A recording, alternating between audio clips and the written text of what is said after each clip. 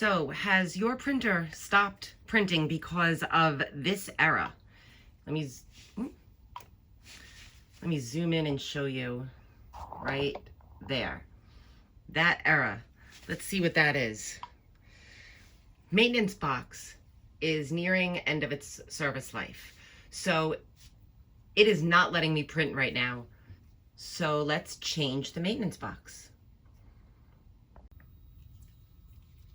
Okay, so I have flipped my printer around. We're looking at the back of the printer. Right here is the maintenance tank. To release it, I'm gonna open that, and then this just pops out. And that is one heavy and full box. So I'm just gonna place that right there. And luckily, I just ordered a new one.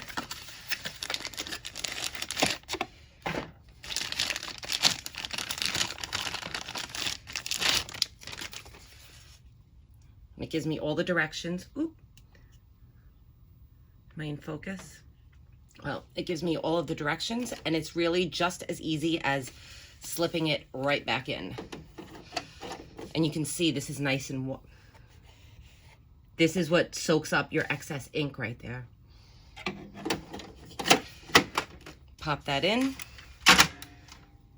close it. Oop.